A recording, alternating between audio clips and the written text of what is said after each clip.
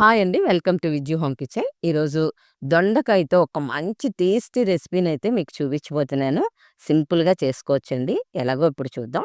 Stove మీద pan గాని, కళాయి గాని పెట్టుకొని చక్కగా ఒక టేబుల్ స్పూన్ ఆయిల్ వేసుకోండి.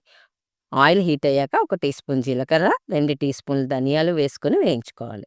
ఫ్లేమ్ అయితే మీడియంలో పెట్టుకోండి. ఇవి ఇలా వేగుతున్నప్పుడే ఒక 7 ఎండుమిరపకాయలను కూడా వేసుకోండి. ఇవి త్వరగా వేగిపోతాయండి. ఆల్రెడీ మనకి ప్యాన్ వేడెక్కుంది కదా! చక్కగా ఇవి కొంచెం ఇలా తిప్పుకునేక ఒక పెద్ద సైజు ఉల్లిపాయని పెద్ద ముక్కలుగా కట్ చేసి వేసుకోండి. ఉల్లి పూర్తిగా వేగాల్సిన అవసరం లేదండి. ఒక 50% వరకు మగ్గితే చాలు. ఇవి వేగుతున్నప్పుడే నేను కొంచెం మామిడికాయ ముక్కలు వేసానండి. వేసుకుంటే చాలా బావుంటుంది. మీ దగ్గర లేకపోతే స్కిప్ చేయొచ్చు. ఇప్పుడు చూడండి ఉల్లి చక్కగా మగ్గిపోయిందని అనుకుంటున్నాను. ఎప్పుడైతే మనకిలా పొరలు పొరలుగా విడిపోతుందో ఉల్లిపాయ మగ్గిపోయినట్టేనండి. ఒక్కసారి చూద్దాం. చూడండి. ఇలా మగ్గితే సరిపోతుంది. ఇప్పుడు స్టవ్ బంద్ చేసేసి పూర్తిగా చల్లారనివ్వండి. చల్లారాక మిక్సీ బౌల్‌లోకి తీసుకోవాలి. ఇప్పుడు మిక్సీ బౌల్‌లో ఒక టీ స్పూన్ సాల్టు, ఒక 8 వెల్లుల్లి రెమ్మలు ఇలా పొట్టు తీసి వేసుకోండి. ఇప్పుడు దీన్ని బరకగా గ్రైండ్ చేసుకొని ఒక బౌల్‌లోకి తీసుకొని పక్కనుంచుకోండి. ఇప్పుడు ఇందాక ఉల్లి వేయించిన దాంట్లోనే ఆ పాన్‌లోనే ఒక 2 టేబుల్ స్పూన్స్ ఆయిల్ వేసుకోండి. ఆయిల్ హీట్ అయ్యాక ఈ దొండకాయ ముక్కలను వేసుకోవాలి. ఇవి ఒక పావు కేజీ దొండకాయలండి. చూడండి ఈ సైజు ముక్కలుగా నేను కట్ చేసుకున్నాను. ఇలా అనుకోండి ఉల్లి అంతా కూడా ముక్కకు బాగా పడుతుంది. ఇప్పుడు ఆయిల్ హీట్ అయ్యాక వేసుకొని ఒక్క నిమిషం పాటు వేయించండి. ఫ్లేమ్ అయితే మీడియంలోనే ఉండాలండి.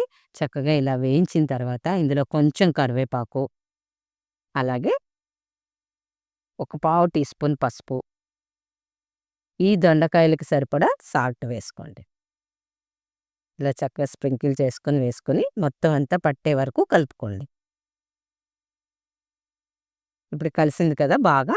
ఇప్పుడు మూత పెట్టేసి మీడియం ఫ్లేమ్‌లో దొండకాయ ముక్కల్ని మగ్గించుకోవాలి. అయితే మధ్యలో మూత తీసి కలుపుతూ ఉండండి. లేదంటే అడుగంటి మాడిపోతాయి. చూడండి నేనైతే దొండకాయ ముక్క మగ్గిందో లేదో మళ్ళీ మూత తీసి చూసాను. నేను ఒక 5 నిమిషాల పాటు మగ్గించానండి.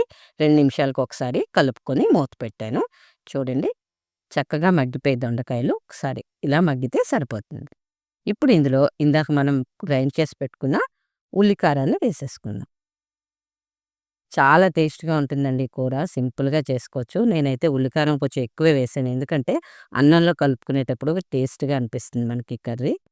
ఇలా వేసేసుకొని ఒక 5 నిమిషాల పాటు వేయించండి.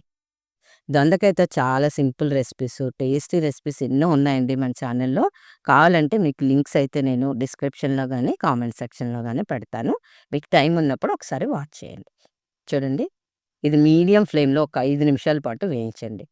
చాలా చక్కగా వచ్చిందండి కూరైతే నాకు. తప్పకుండా ట్రై చేయండి ఫ్రెండ్స్. అలాగే లైక్ చేయడం మర్చిపోకండి. కొత్తగా చూస్తున్నోళ్ళు సబ్స్క్రైబ్ చేసుకొని, పక్కనే ఉన్న బెల్ ఐకాన్‌ని యాక్టివేట్ చేసుకుంటే, నేను ఏ రెసిపీ పోస్ట్ చేసినా మీకు అప్డేట్ వస్తుందండి. Thank you for watching.